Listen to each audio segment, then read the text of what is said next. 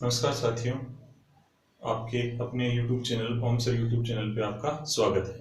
तो जैसा कि लास्ट वीडियो में हम बात कर रहे थे संसद की, और हमने बात की थी संसद के संगठन के बारे में, संसद में जो भी सदस्य निर्वाचित होता है उनकी योग्यता के बारे में, और साथ ही संसद के जो सत्र होते हैं उनके बारे में।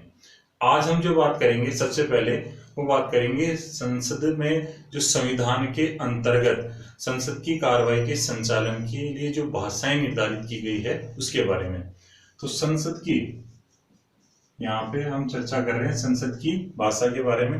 तो देखिए, संसद में जो भी कार्य संचालन होता है उसके लिए हिंदी और अंग्रेजी दोनों भाषाओं का यहाँ पे निर्धारण किया गया है। भाषा के रूप में हिंदी तथा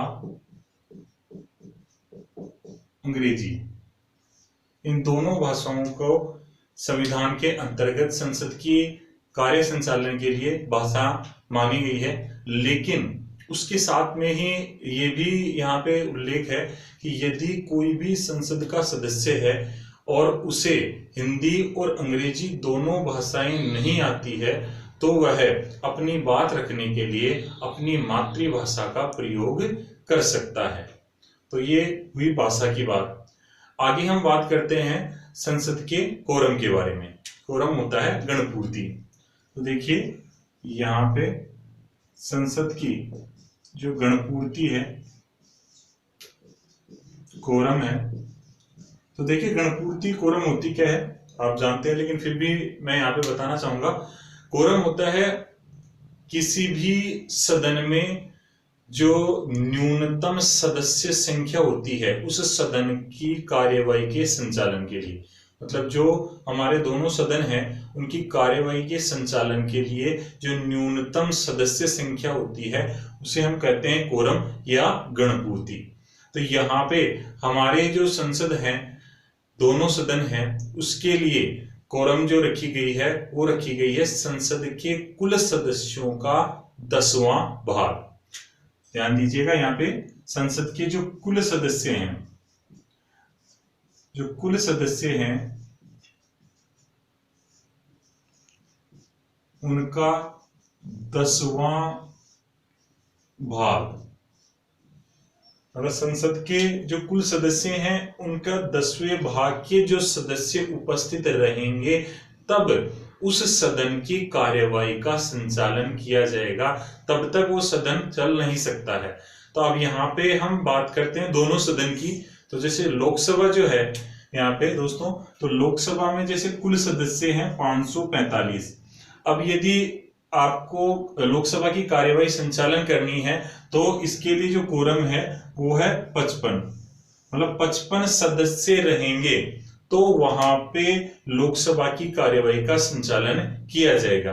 उसी तरह से यदि हम बात करें राज्यसभा की, तो राज्यसभा में 245 सदस्य है और 245 का 10वां भाग यदि हम करते हैं तो यहाँ पे 25 सदस्य जो है वो जरूरी है उपस्थित रहना, मतलब 25 सदस्य उपस्थित रहते हैं तो राज्यसभा की कार्यवाही का संचालन किया जाएगा। तो ये बात हुई कोरम गणपूर्ति की। उसके बाद में एक महत्वपूर्ण बात हम यहाँ पे करना चाहेंगे कि जो आप जानते हैं कि जो संघीय कार्यपालिका है, संघीय कार्यपालिका में प्रधानमंत्री, मंत्रिपरिषद, राष्ट्रपति, उपराष्ट्रपति के साथ में महान्यायवादी भी शामिल है। तो यहाँ पे महान्यायवादी जो है वो संसद के दोनों सदन में भाग लेने का, कार्यवाही में भाग लेने का उसको अधिकार है। तो महान्यायवादी और महान्यायवादी के साथ में हम बात करेंगे जो भी मंत्री है तथा जो भी मंत्री हैं उनकी। तो ये महान्यायवादी तथा जो भी मंत्री हैं सरकार के, तो ये दोनों सदन की कार्यवाही में भाग ले सकते हैं, दोनों सदन में बोल सकते हैं, अपनी बात रख सकते हैं। लेकिन जो एक महत्वपूर्ण बात है कि यदि सदन में मतदान करने की स्थिति आती है, यदि सदन में मतदान करने की स्थिति आती है तो वहां पे महान्यायवादी जो है वो मतदान में भाग नहीं ले सकता। ये बहुत महत्वपूर्ण प्रश्न है कि महान्यायवादी जो है वो मतदान में भाग नहीं ले सकता है।